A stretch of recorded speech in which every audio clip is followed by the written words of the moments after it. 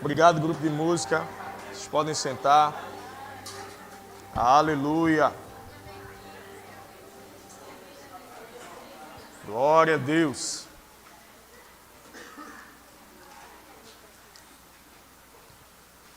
Glória a Deus. Aleluia. E hoje é o domingo de Páscoa, domingo onde se fala mais, né, onde o Brasil principalmente para falar, alguns países também que têm o cristianismo mais forte em sua cultura, param para falar sobre a paixão de Cristo, sobre a morte de Cristo, sobre o seu sacrifício substitutivo, o sacrifício que nos substituiu. Nós estávamos condenados à morte, nós estávamos condenados a uma vida longe do Senhor. A partir do momento em que o homem pecou, ele entregou a sua posição de autoridade sobre a terra, que Deus deu ao homem, o homem entregou a Satanás. Houve uma morte logo que houve o pecado, porque o homem morreu espiritualmente, foi desconectado de Deus. Deus disse, olha, você pode comer de tudo, mas dessa árvore do conhecimento do bem e do mal, você não deve comer, porque no dia que você comer, você vai morrer. O homem, influenciado por Satanás, o homem e a mulher comeram do fruto proibido. E naquele momento o homem morreu.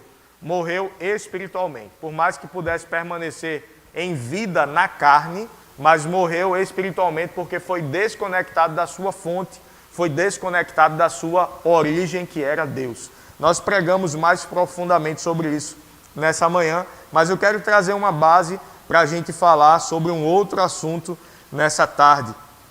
E quando Deus estava criando o mundo, Deus disse para o mar, produza peixes, e o mar produziu peixes. Disse para a terra, produza árvores frutíferas, e a terra produziu árvores frutíferas. Mas o próprio Deus se reuniu na sua trindade e disse, façamos o homem à nossa imagem conforme a nossa semelhança. Ou seja, da natureza da terra se produziu árvore, da natureza da água se produziu peixes, da natureza de Deus se produziu o homem. E uma árvore desconectada da terra, ela morre, porque a terra é o que dá vida à árvore. Um peixe fora da água, ele morre, porque a água é que dá todas as condições para o peixe viver. E fora da água, o peixe não vive. O homem foi produzido em Deus. E toda a fonte da vida que nos produz, que produz a nossa existência, ela está em Deus. E nós, longe de Deus, nós somos como mortos que andam. O homem desconectado de Deus, ele não carrega em si a vida. A vida é Deus, a vida está em Deus. E sem Deus, nós, por mais que possamos andar, falar, nos alimentar, mas nós estaríamos mortos sem a vida de Deus habitando dentro de nós. E essa morte substitutiva de Jesus, como se estabeleceu a morte espiritual e ao mesmo tempo uma morte física também, porque um animal foi sacrificado para cobrir o homem com pele de animais. Você conhece a história, sabe que Deus cobriu o homem com peles de animais, ou seja, precisou que animais viessem a morrer para cobrir o pecado de quem cometeu o pecado. Alguém inocente morreu para pagar o preço, para cobrir o que alguém culpado havia feito. Mas, desde o início, Deus havia providenciado Jesus para morrer por nós, para nos resgatar, para nos reconectar com Ele. O salário do pecado, ou seja, o preço do pecado era a morte. E um animal morreu, o homem morreu, desconectou-se. Mas Deus disse, olha, vai nascer um descendente da mulher, que vai esmagar a cabeça de Satanás. Vai nascer alguém que vai pagar o preço perfeito e completo, para que o homem possa voltar a ter acesso a Deus. E a Bíblia vai dizer lá em 2 Coríntios, no capítulo 3, como não será de maior glória o ministério do Espírito. Se o ministério da morte, ou seja, no Antigo Testamento se estabeleceu leis, essas leis, elas mostravam que o homem não poderia ser salvo pelo próprio mérito. Você sabe, as leis de Moisés, também existia a lei que era passada de geração em geração de forma falada, que não estava escrito, mas de forma falada, os homens sabiam as leis que precisavam cumprir. Mas sabiam também que pelo próprio mérito, pela própria força, não conseguiria ser salvo, não conseguiria cumprir toda a lei. mas já havia sido providenciado alguém que iria nascer, cumprir toda a lei e resgatar o homem dessa posição. O jardim que existia no Éden, a gente fala que o homem morava no jardim do Éden. Na verdade, o Éden não era o jardim, mas no Éden existia um jardim. Existia um lugar próspero, existia um lugar abundante, onde o homem foi colocado lá para lavrar a terra, para cultivar, guardar aquele lugar, manter aquele lugar produzindo. O pecado fez com que o homem saísse desse lugar de produtividade plena e fosse para um lugar onde ele precisaria suar para produzir. O trabalho não foi uma consequência do pecado, mas a improdutividade. Nós fomos criados para sermos plenamente produtivos. Nós fomos criados para sermos plenamente conectados com Deus. O pecado nos desconectou e nos tornou improdutivos. Mas Jesus veio no tempo certo. Lá em Gálatas 4 vai dizer que na plenitude dos tempos, ou seja, num tempo preparado para isso. Deus enviou seu Filho, nascido de mulher, nascido sob a lei, para resgatar aqueles que estavam sob a lei, a fim de que através desse sacrifício nós pudéssemos nos tornar filhos de Deus. A Bíblia diz que a todos quantos o receberam, deu-lhes o poder de serem feitos filhos de Deus. E nessa tarde nós vamos falar um pouco sobre a graça de Deus. O que é a graça dele? É um favor imerecido. Diga, favor imerecido. Favor imerecido. Essa é a definição mais básica que existe de graça. E, na verdade, não é uma definição muito completa. Porque a graça não só é um favor imerecido, mas ela é uma capacidade sobrenatural de produzirmos resultados que, por nós mesmos, nós não conseguiríamos alcançar. A graça, ela fez com que Deus enviasse o seu Filho, que não precisava, que não merecia, para ser sacrificado no nosso lugar, para pagar o preço pelo nosso pecado. Ou seja, alguém perfeito substituiu alguém cheio de falha, alguém cheio de defeito. Alguém que era o próprio amor substituiu alguém que abriu mão de estar conectado com o amor. Assim como o animal morreu inicialmente, lá em Gênesis, para cobrir o pecado do homem, alguém perfeito e inocente morreu no nosso lugar para pagar o preço pelo nosso pecado, para nos resgatar. Isso é um pouco da definição da graça. Ou seja, nós não merecíamos. Ele veio e morreu. Nós não merecíamos. Ele veio e pagou o preço. Nós não merecíamos. Ele veio e nos substituiu. Pagou a pena no nosso lugar. Nos resgatou. Mas nós estamos nessa nova dispensação, a partir de Jesus Cristo, nós estamos na dispensação da graça, ou na dispensação do Espírito. Lá em João 14, no ministério, ou seja, no serviço, o ministério é serviço, no ministério do Espírito. Lá, quando inaugurou esse período de Jesus, quando inaugurou esse período do Espírito, acabou o período da lei. No Antigo Testamento estávamos debaixo da lei, agora estamos debaixo da graça. Mas alguém olha para essa dispensação da graça e diz, olha, agora o pecado não tem mais domínio sobre a minha vida, olha, agora eu não devo mais nada a Satanás e tudo isso é verdade, então agora eu posso viver do jeito que eu quiser viver, que está tudo certo, eu vou para o céu. E não é bem assim. A graça, ela exige de nós um resultado diferente. Mas porque a graça, ela nos dá uma capacidade de produzirmos algo diferente. É porque Deus não cobra de nós algo que Ele não nos dê condições de fazer, que Ele não nos dê condições de cumprir. No Antigo Testamento dizia, olha, cumpra toda essa lei, mas não se dava condições de cumprir essa lei. Por isso havia sido providenciado desde o início de Jesus, que no tempo certo viria cumprir a lei, pagar o preço de uma vez por todas e nos resgatar.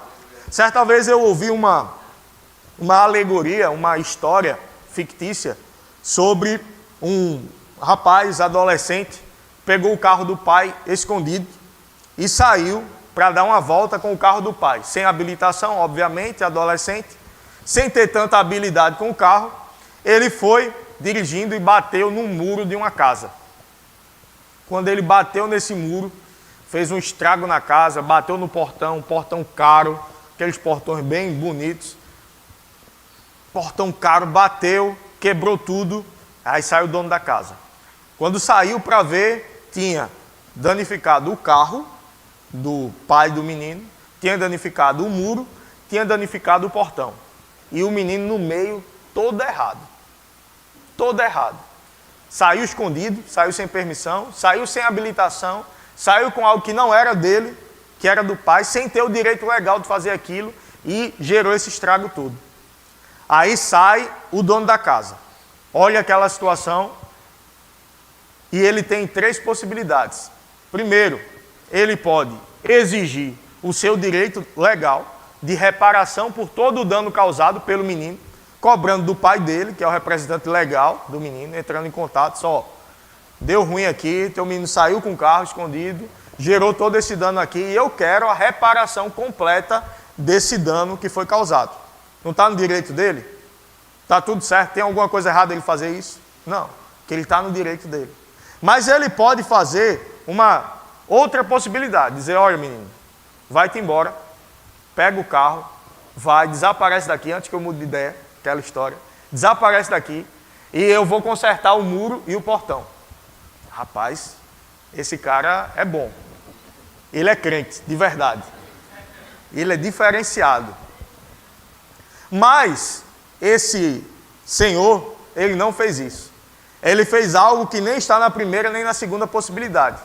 Ele disse, olha, faz o seguinte, tira o carro daqui, leva o carro para casa, fala com teu pai para colocar numa oficina, que eu vou pagar o conserto do teu carro. Quando tu completar 18 anos, eu vou pagar a tua habilitação. Eu vou pagar um curso para tu ficar bom de direção, para não fazer isso de novo. E eu vou consertar todo o muro, sem dano para você. Isso é a graça. Isso é o que Deus fez por nós. O que seria a misericórdia? Vai, pega o carro e desaparece daqui. Eu não vou dar a você a punição que você merece por esse erro. Eu não vou dar a você a punição por esse pecado que você cometeu. Só pega o carro e vai embora. Só que ele ainda teria o carro para consertar e eu acho que a bronca do pai, né? Ou aquele conserto da parte do pai. Mas da parte daquele a quem ele devia, se abriu mão da punição.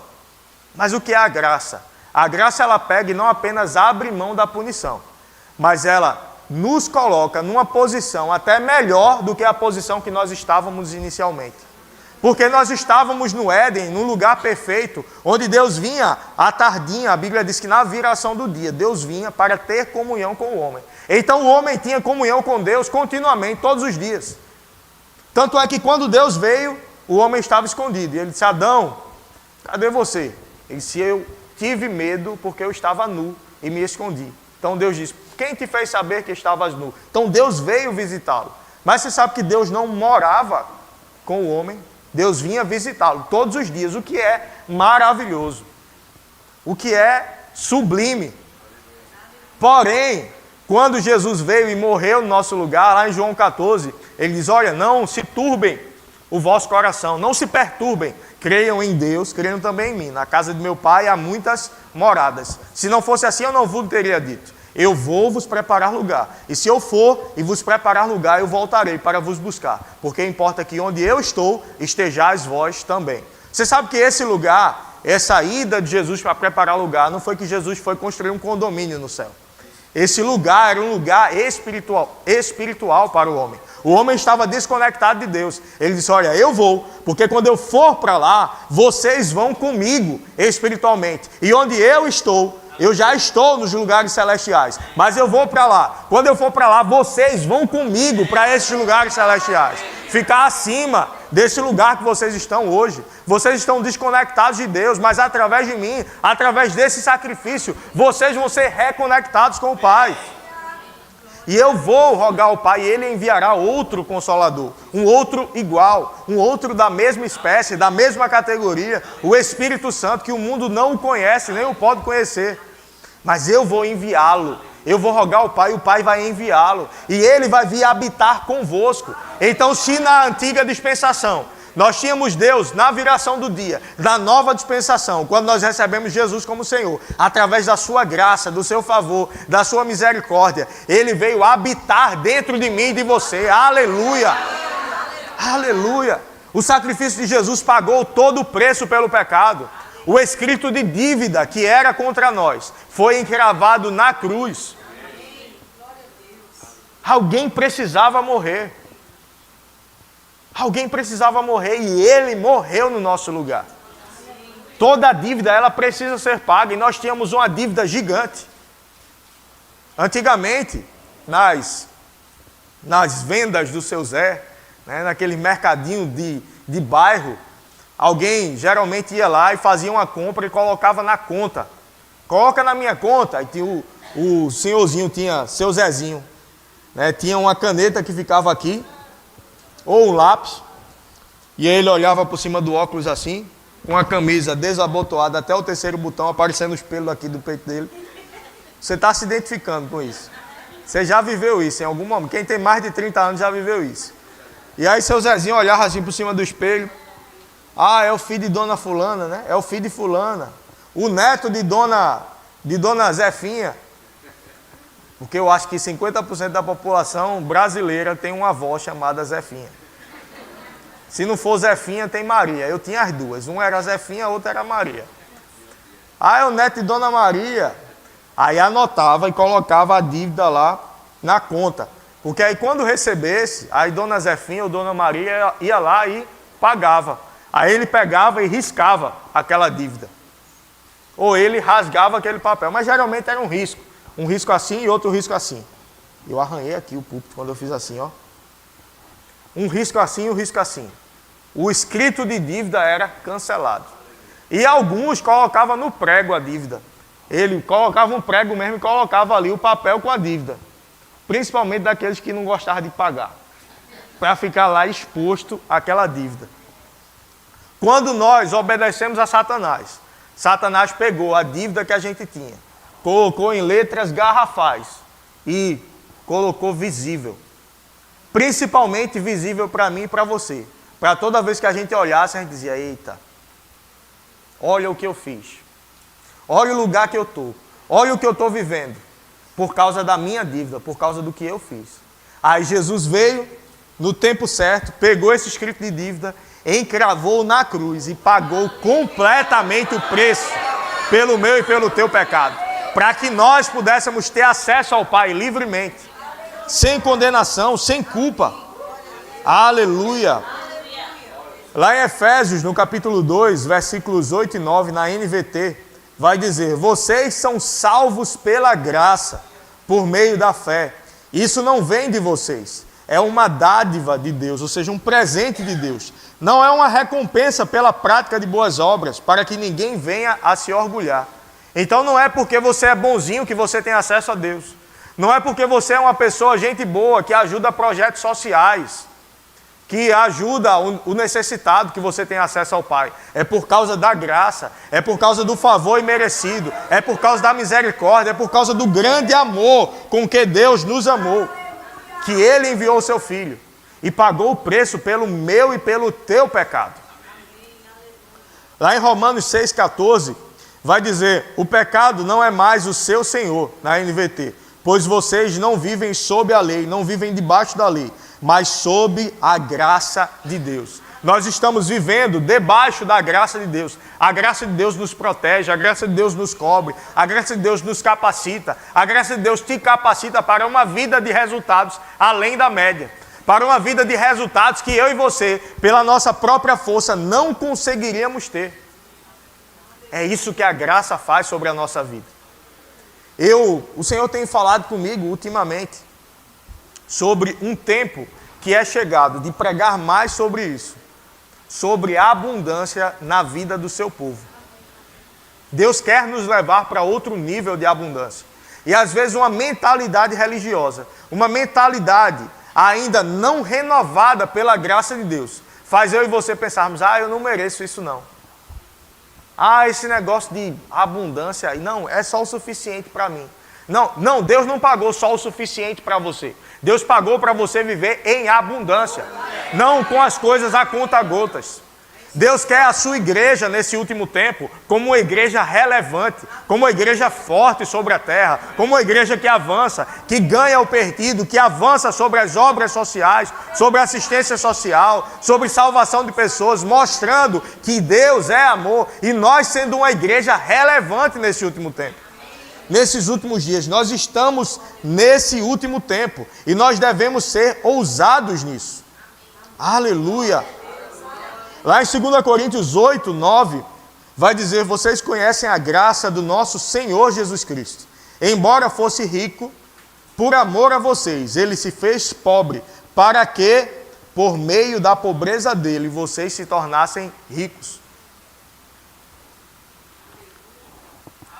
Um aleluia, dois aleluias, aleluia, 3, 4, 5.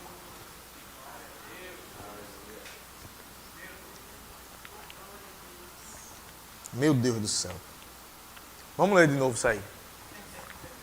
Coloca do começo, vamos ler juntos. Você está muito desanimado, você devia estar mais animado. 1, 2, 3. Vocês conhecem a graça do nosso Senhor Jesus Cristo. Embora fosse rico, por amor a vocês, ele se fez pobre, para que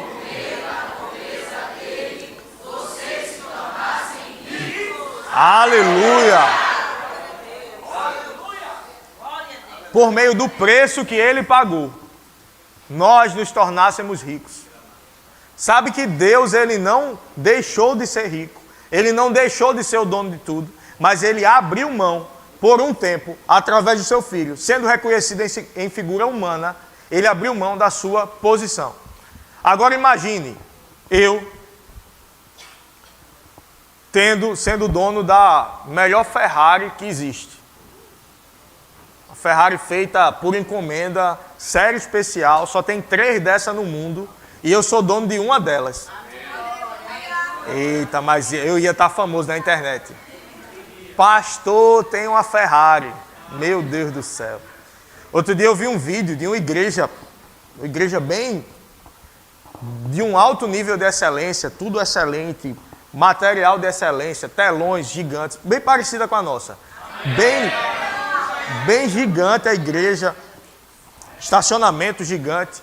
E aí o pessoal, chega alguém que está filmando, está fazendo esse vídeo, e filma as partes, filma a recepção, muita gente alegre, recebendo as pessoas, e eles entrando, filmaram o culto, alguns trechos do culto, e postaram a igreja, e a pessoa vai comentando, essa igreja muito excelente e tudo, e eu vi que o pessoal tem muito dinheiro investido aqui, e eu pensei que eles iam falar sobre dinheiro, mas não, me surpreendeu, porque a pregação foi cristocêntrica. Eu disse, vê, a pessoa já chega com um preconceito de, primeiro, se falar sobre dinheiro está errado. Por quê? Mas vamos lá. Não falou sobre dinheiro, não foi o foco. O foco foi Cristo, que deve ser. Por mais que a gente fale de prosperidade, mas o foco sempre tem que ser Cristo. Aí a mensagem foi cristocêntrica. E aí eu fui ver os comentários da postagem. Jesus está muito longe daí. A última coisa que tem aí é Jesus. Rapaz, as pessoas não assistiram o culto. A pessoa que comentou, que estava lá, disse que a pregação foi cristocêntrica. Mas aí as pessoas vêm para a internet para criticar, porque toda demonstração de prosperidade vai indicar para as pessoas que têm uma mentalidade religiosa que Deus não está nisso. Eu imagino essas pessoas se vissem Abraão, que a Bíblia diz que Abraão era riquíssimo. Eu imagino essas pessoas olhando para Abraão e dizendo, Deus não está com ele não. Abraão tinha prata, ouro e gado. Não, Deus não está nisso não. Empreendendo em 3 áreas diferentes.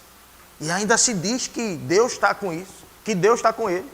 José, riquíssimo, governador do Egito. Depois de Faraó, José era a maior autoridade que tinha. E Faraó disse, somente no trono eu serei maior do que você. Ou seja, até quando Faraó estava fora do trono, José mandava mais do que ele. Autoridade máxima, dinheiro, muito. A Bíblia fala sobre a rainha de Sabá, que foi visitar Salomão. E ela tinha ouvido falar sobre a sabedoria e sobre a riqueza dele. Depois de visitar, ela disse, tudo que eu ouvi falar é muito pouco diante de tudo que eu vi. E ela levou para ele muito ouro. Ela levou muitos e muitos quilos de ouro. Então Deus não tem problema com a riqueza. Deus não tem problema com a prosperidade. Quem tem problema é uma mentalidade religiosa que não entende a graça de Deus sobre a vida deles. Ah, mas o dinheiro é a raiz de todos os males. O amor ao dinheiro é a raiz de todos os males, não é o dinheiro. Mas se o dinheiro for o teu Senhor, aí você está encrencado. Mas se o dinheiro for o teu servo, ele é um excelente servo. Ele é um péssimo senhor. Então imagina se eu fosse dono de uma Ferrari dessas especiais, de uma série especial, sou dono dessa Ferrari, mas tem no meu condomínio um vizinho que eu estou acompanhando, que eu estou evangelizando, e ele quer vir para a igreja comigo, mas ele tem alergia ao couro do carro. Aí, para evangelizá-lo, para trazê-lo, eu digo, fazer o seguinte, eu vou deixar a Ferrari em casa e eu vou andando para a igreja. É muito difícil vir andando dali para aqui, mas eu venho, faço esse sacrifício de deixar a Ferrari e vir andando. Você entende que, por eu ter vindo andando, eu não deixei de ser um dono de uma Ferrari? Eu continuo sendo rico, mas eu decidi abrir mão da minha posição, do conforto que eu tenho, por amor a alguém. Para ajudar alguém, eu abri mão dessa posição. E eu vim a pé. Eu vim parecendo que eu não tinha carro, mesmo tendo um carro guardado. Jesus, sendo dono de tudo, ele abriu mão de usar essa posição que ele tinha, de usar tudo que ele tinha por amor a nós. Ele foi reconhecido em figura humana. Eu sei que é muito pouco e não tem nenhum exemplo perfeito para a gente se comparar com Deus, para a gente comparar o que Deus fez conosco. Mas ele abriu mão da sua posição, para que depois de pagar o preço, ele dissesse, olha, agora, essa Ferrari que eu abri mão de andar com ela, agora tu vai andar comigo e tu vai ser dono dela também. A graça, ela fez com que nós estivéssemos assentados juntamente com Cristo nas regiões celestiais, acima de principado, de potestade, de poder e domínio. Meu irmão, você está acima de tudo isso. E nós podemos usufruir de tudo que Deus fez por nós. Porque Ele, sendo rico, se fez pobre por amor a nós. Para que através da sua posição de pobreza, nós nos tornássemos ricos juntamente com Ele. É chegado um tempo da igreja se levantar em ousadia no Espírito. Se levantar em ousadia para usufruir de tudo aquilo que Deus deixou pago para mim e para você. Ele deixou paga a posição para nós vivermos. Ele deixou pago uma posição de autoridade sobre o diabo, sobre a enfermidade, sobre o pecado. Ele deixou pago uma posição de abundância. Ele deixou pago uma posição de excelência. Meu irmão, eu glorifico a Deus por essa igreja, sendo um farol nesse bairro, sendo um farol nessa cidade. Uma igreja grande, relevante, excelente.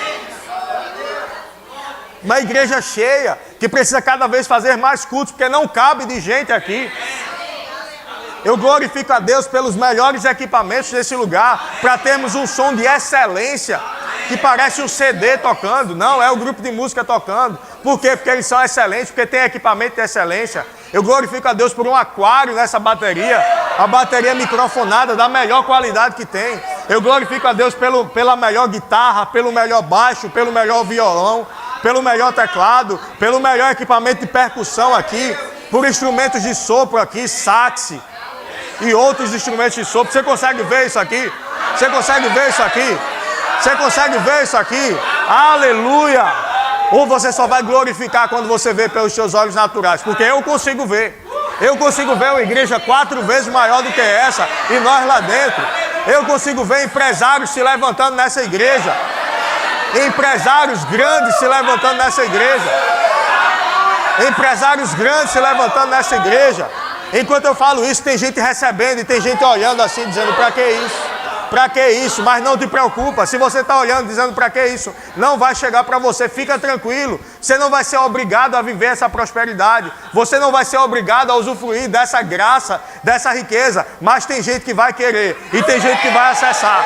E você, querendo ou não, vindo para cá, você vai usufruir do ambiente que está sendo gerado aqui. O ambiente que está sendo gerado pela graça de Deus, pelas palavras proferidas em fé, chamando à existência as coisas que não são como se já fossem, assim como Deus fez, assim como Deus nos colocou numa posição para vivermos isso.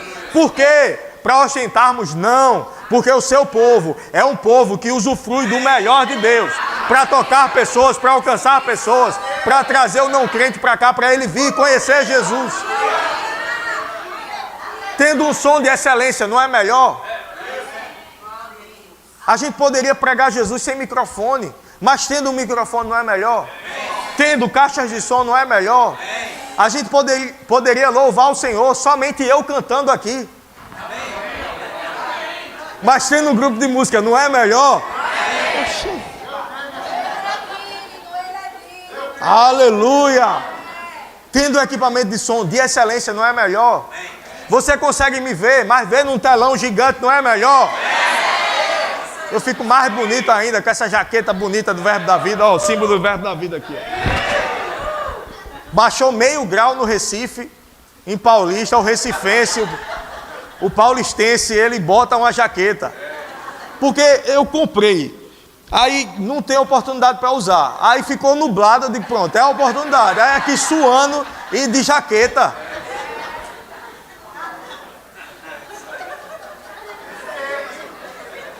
Fico bonito, ó. Tô lindo, meu amor. Bonito.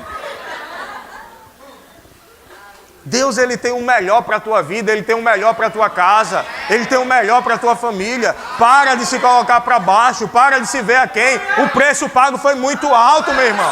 O preço pago foi muito alto para você se colocar como coitadinho, como pequenininho, como nada. Eu sou grande em Deus, aleluia, você é grande. E não ria não.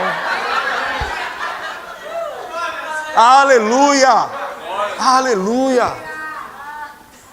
Ele é poderoso para fazer infinitamente mais do que tudo aquilo que pedimos ou pensamos, segundo o seu poder que opera em nós. Nós fomos chamados para viver pela fé, alcançarmos pela fé tudo que a graça disponibilizou para nós. Eu imagino quando a gente chegar no céu. Tem um irmão, um escritor, um profeta chamado Shaul Bowles. Tem até livro dele aí no Verbo Shop. Tem um livro que eu esqueci o título do livro em si, mas eu já li, eu sei que fala sobre o poder criativo de Deus. Não é o poder criativo de Deus para as finanças, esse livro é de Charles Capps, mas tem é algo criativo sobre finanças. E ele diz que Deus mostrou a ele, eu não faço disso uma doutrina, porque foi uma visão, eu não posso criar uma doutrina baseada numa visão de alguém. A doutrina é baseada na palavra, mas faz sentido dentro de tudo que a palavra fala para nós. Ele diz que Deus mostrou para ele no céu depósitos, onde nesse depósito existiam músicas, existiam até membros do corpo, existiam nesse depósito, disponibilizados para as pessoas, para que as pessoas acessassem, através da fé, o que a graça de Deus disponibilizou para elas. Riquezas, empresas, negócios, músicas. E às vezes Deus entregava isso a alguém, a pessoa não valorizava. Alguém do mundo, influenciado por Satanás, pegava a música e gravava no mundo. E fazia sucesso no mundo com a música que era para ser uma música do povo de Deus. Você já ouviu uma música do mundo que você olha e diz, rapaz, essa música é diferente, essa música. Parece que ela foi inspirada. O cantor nem é crente, mas parece que tem música que gera essa impressão. E eu não estou dizendo que é isso, mas pode ser uma música que Deus queria dar a seu povo e o seu povo deixou de receber. Tem negócios aí, meu irmão, eu estava vendo hoje um documentário, um trecho de um documentário, que foi gravado por um curso, e Paulo Guedes, que foi ministro da Economia, ele participa desse documentário e fala do Vale do Silício, que é o lugar mais próspero nos Estados Unidos, e ele traz algumas diferenças do governo dos Estados Unidos, da mentalidade americana para a mentalidade brasileira, europeia, e o quanto os Estados Unidos crescem por causa disso, por causa do ambiente que eles criam para negócios crescerem, negócios se desenvolverem. E eles falam de algumas revoluções que aconteceram. O surgimento do computador pessoal, Steve Jobs, através de uma criação que ele fez, o fundador da Apple, ele tornou possível que as pessoas tivessem em casa computadores. E aí veio Bill Gates, meio que roubou a ideia dele, criou outro, e aí foram evoluindo, depois veio a internet, e agora a gente está em uma nova revolução através da inteligência artificial, que vai mudar muita coisa do que a gente conhece como sociedade. Os próximos 2, 3 anos você vai ver muita mudança. E aí ele falando isso, eu paro para pensar, Steve Jobs não era crente. Eu já li um pouco da biografia dele, já assisti filmes sobre ele. Alguém que tinha uma mente fora da curva. Bill Gates, alguém com a mente fora da curva. Ideias que mudaram a sociedade do jeito que nós conhecemos. Eu não consigo imaginar que isso não tenha vindo da parte de Deus. Só que às vezes o seu povo está... Não, isso não é para mim não. Não, isso é grande demais para mim. Aí vem um ímpio e diz, é para mim. Eu pego, eu vou fazer. Meu irmão, a gente é que tem que tomar essa posição. As melhores ideias vão chegar para o povo de Deus. Mas aí chega a ideia e o crente fica... Mentalidade de pato.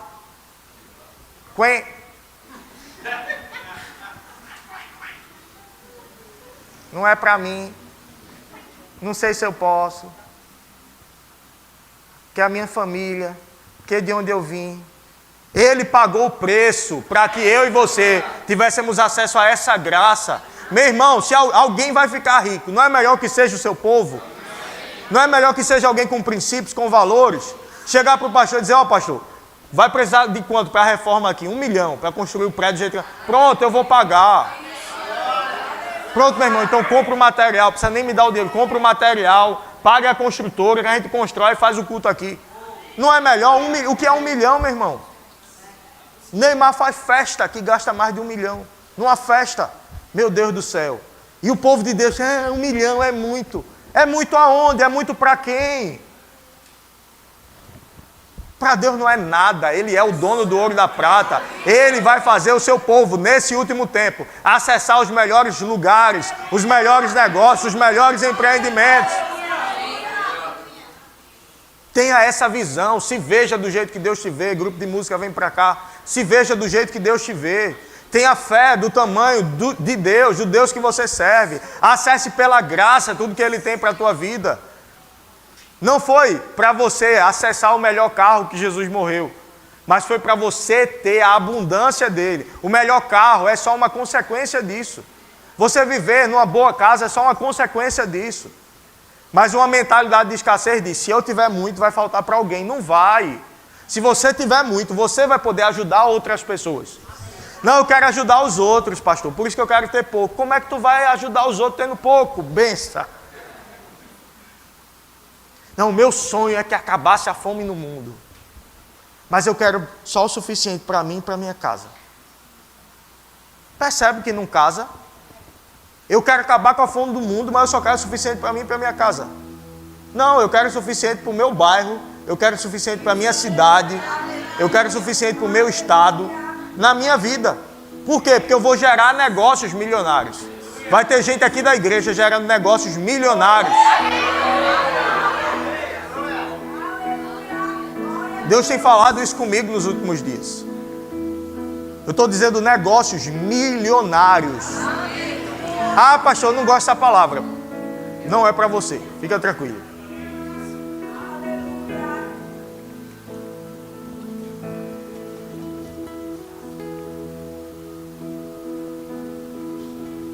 Expanda a tua mentalidade com a palavra. Expanda a tua autoimagem com a palavra. A nossa autoimagem deve estar baseada na palavra de Deus, baseada no que Ele fez por nós, baseada na posição que Ele nos colocou. Aleluia, de justos diante de Deus. Aleluia.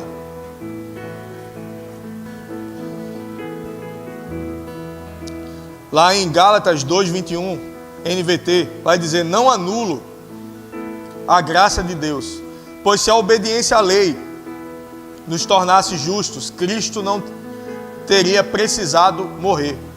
Então, pela minha força, pela tua força, pelo meu mérito, pelo teu mérito, nós não poderemos acessar isso, mas pelo sacrifício de Jesus nós podemos. Hebreus 4:16 vai dizer assim, aproximemo-nos com toda a confiança, ou na versão árabe vai dizer, acheguemo-nos, portanto, confiadamente, junto ao trono da graça. Fica de pé, meu irmão. A fim de recebermos misericórdia e alcançarmos graça para socorro em ocasião oportuna. Existe graça para socorro na tua vida. Qual é a área que você precisa de socorro? Deus, Ele é esse socorro. É libertação na família, Deus, Ele é esse socorro. É restauração do casamento, Deus, Ele é esse socorro. É salvação de filhos, Deus, Ele é esse socorro. A graça de Deus é o suficiente para a tua vida. Está lutando contra o pecado? A graça de Deus é suficiente para você ficar longe do pecado, para você ficar livre do pecado. Está lutando contra a escassez, contra a falta? A graça de Deus é suficiente para você ter em abundância. O que é que você precisa? A graça do Senhor é suficiente para você. A graça dele é suficiente. Aleluia. Tem alguém nessa noite, tarde e noite, que ainda não fez Jesus o Senhor da sua vida e quer fazê-lo nessa noite? Levanta a tua mão para a gente orar com você, para a gente celebrar o teu novo nascimento. Tem alguém aqui? Tem alguém com algum sintoma de enfermidade? A graça de Deus é suficiente para te curar, porque Ele pagou o preço. Deus o fez enfermar. Ele colocou sobre Ele, tirou de nós e colocou sobre Ele toda a enfermidade, para que nós pudéssemos ter acesso à saúde divina. Tem alguém que precisa disso, que não está vivendo? Tem alguém que ainda não foi batizado com o Espírito Santo e quer ser batizado com a evidência bíblica de falar em novas línguas? Quer sair daqui falando em línguas, edificando a sua fé através da oração em novas línguas? Tem alguém? Todo mundo salvo, cheio do Espírito, curado, sarado, saudável. Aleluia. Vamos louvar o Senhor. Deixa eu dizer uma coisa para você. A salvação, ela vem pela fé. Nós alcançamos. Ela foi dada de graça e alcançada pela fé.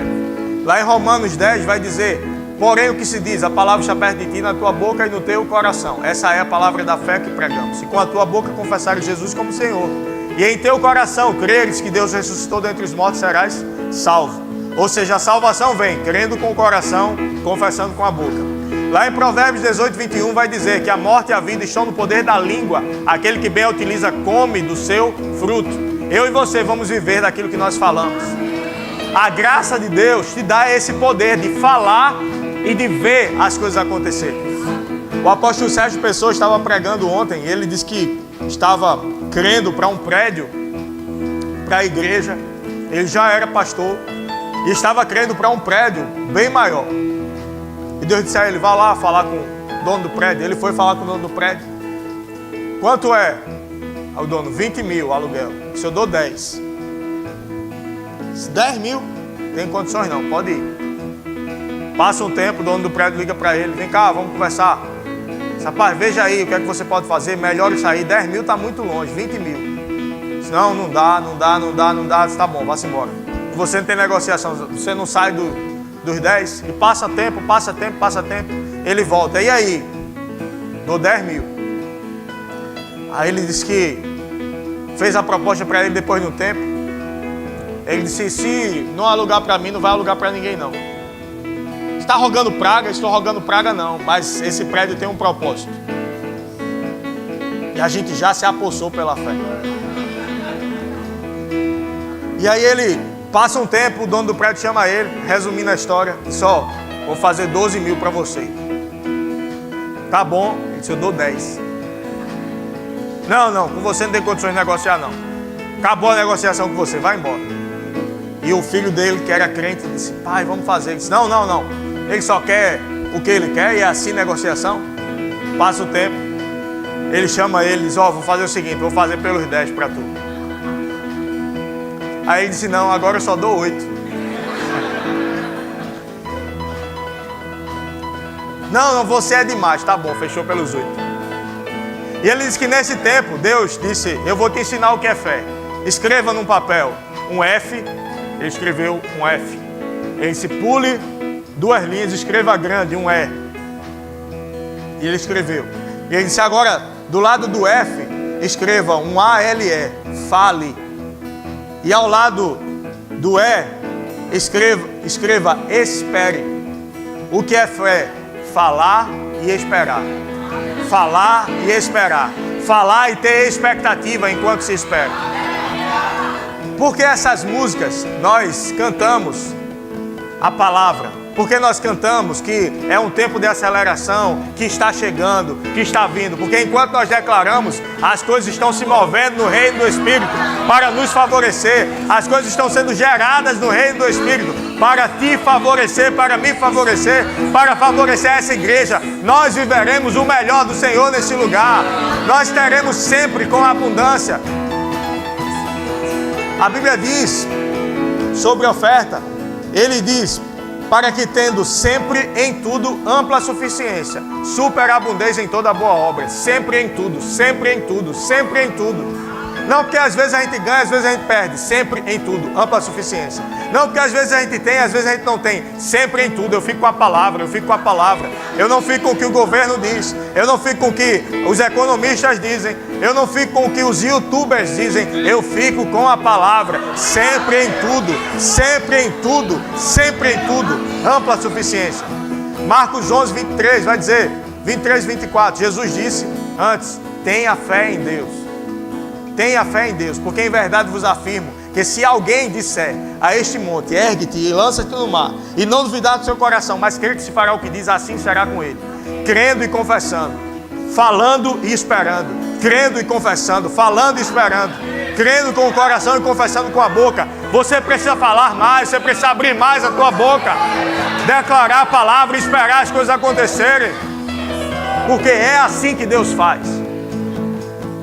Quando a gente veio passando pelo Jangue, quando a gente estava vindo para essa igreja, começando a pastorear aqui, inicialmente até congregando 2 meses até começarmos a pastorear, a gente passava por aqui e a gente dizia: vamos morar aqui nesse condomínio, que é perto da igreja, vai ser ótimo para a gente. A Adriana disse: não só nesse condomínio, mas no último andar. Ela gosta de andar alto, também gosta no último andar. Para alguém pode dizer: é besteira, eu nem gosto de andar alto. Sim, mas a gente gosta, e aí? Aí a gente quer, pronto. Tem coisa que a gente só tem uma vontade e a gente declara, nem era algo tão importante. Podia ficar no primeiro andar ou no último. Qual é a diferença? Ia estar perto da igreja do mesmo jeito. Mas a gente só declarou. A Adriana disse: eu vou morar no último andar. A gente marcou com a corretora, foi olhar 3 apartamentos. A gente foi olhar. Quando a gente viu, olha, um é no último andar. A gente foi. Acho que foi o segundo que a gente olhou, que era o último andar. Depois tinha outro. A Adriana disse: a gente vai olhar só para cumprir tabela, mas é esse aqui. A gente foi, olhou o outro, é esse. Foi a melhor negociação possível, foi a desse. Tudo certo. Por quê? Porque a gente creu, porque a gente declarou. E Deus, Ele quer fazer acontecer teus sonhos. Ele quer fazer acontecer tuas vontades. Não porque para Deus vai ser importante isso. Não é importante para Deus. É importante para você. E aí você fala e Deus faz acontecer. Por quê? Porque é importante para você e você é filho. Aí você tem um filho pequeno, teu filho quer um carro vermelho de brinquedo. Aí você tem lá a possibilidade de dar para ele carro vermelho, preto, amarelo, azul. Por que você vai dar de outra cor? Se você pode dar o vermelho para ele. Se você tem recurso para isso, você não vai dar o que teu filho quer? Claro que nada para estragar ele, mas algo que você possa dar, não tem problema nenhum. E Deus, que é o dono de tudo, porque Ele não vai dar o que você quer, que não vai te estragar, mas que vai fazer você usufruir do melhor. Creia nisso, meu irmão.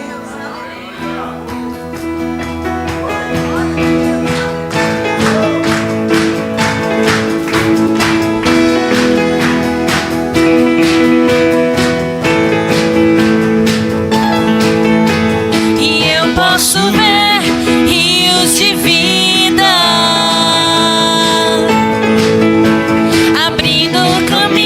rompendo barreiras. E eu posso ouvir o rompimento do grande mover do teu Espírito, do grande mover do teu Espírito. E esse é o tempo de aceleração. E esse é o tempo de aceleração. E velozmente, velozmente, estou correndo velozmente. E já chegou ao meu encontro. Aceleração.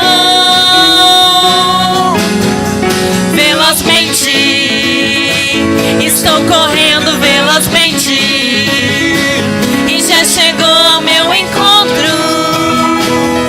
Aceleração, eu vou dançar antes de ver. Eu vou cantar antes de ver, porque eu sei que já chegou, já chegou, já chegou, já chegou. Aceleração, eu vou dançar antes de ver. Eu vou cantar antes de ver,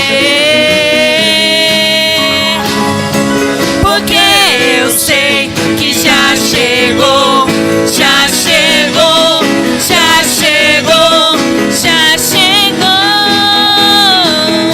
Aceleração,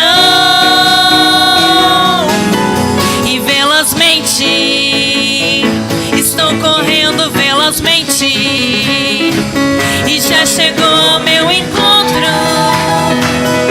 Aceleração, e já chegou ao meu encontro. Já chegou ao meu encontro. Já chegou ao meu encontro. Aceleração. Aleluia, aleluia, aleluia. Continua. A gente tava esses dias na conferência UP, lá no Verbo da Vida Zona Norte, nossa igreja sede. Foi um tempo poderoso, instruções poderosas da parte do Senhor. Palavra com Theo Hayashi, pastor Humberto, o apóstolo Sérgio Pessoa. E o apóstolo Sérgio Pessoa até começou um testemunho que ele não terminou, mas eu já conheço o testemunho, quando ele falou que o filho dele morreu nos seus braços.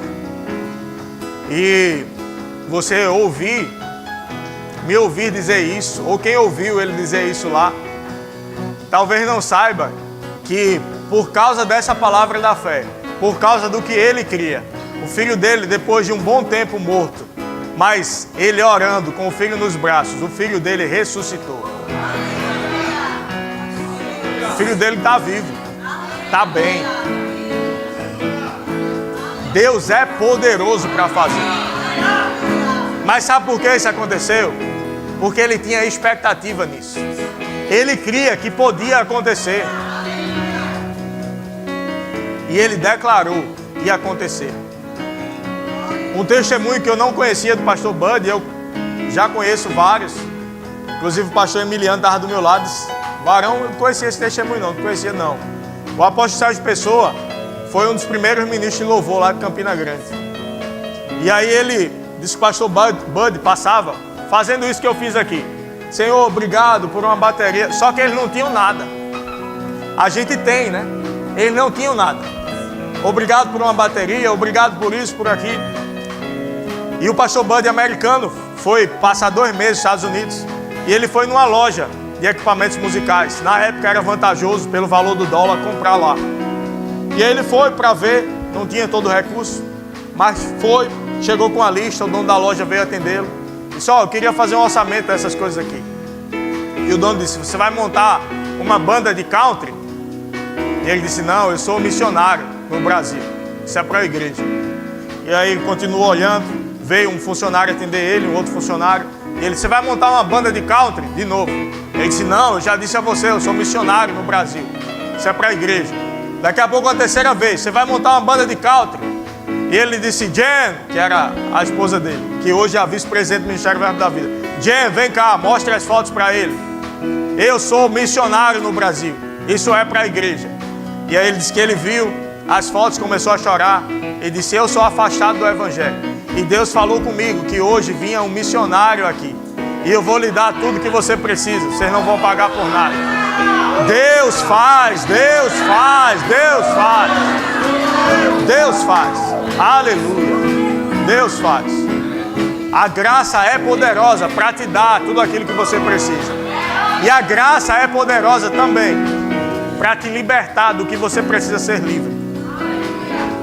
Preste o microfone, por favor. Adriana. A gente estava aqui e veio uma palavra de conhecimento. Eu pude sentir bem notório o cheiro de cigarro aqui na frente. Você, ou alguém, um parente da família, está querendo se libertar desse vício. Quem é você? Nós estamos em família. Se você precisa de libertação para isso, ou alguém próximo a você precisa, uma palavra de conhecimento vem, ou palavra de sabedoria, ela vem falar algo e vem dar uma instrução. Existe uma graça para libertação nessa área. Você não precisa se envergonhar. Constrangido. Não fica constrangido. Foi muito claro aqui.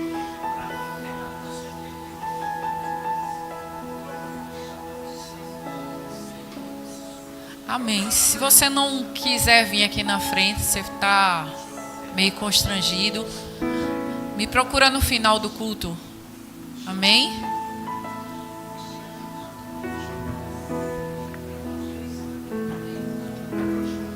A graça de Deus é o suficiente para uma vida livre de todo vício. Amém? Você pode sentar um pouco? Glória a Deus. Vamos orar.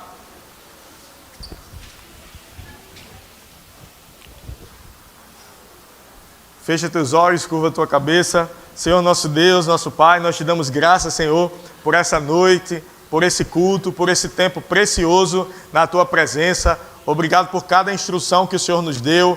Obrigado pela tua unção, pelo teu poder disponíveis nesse lugar.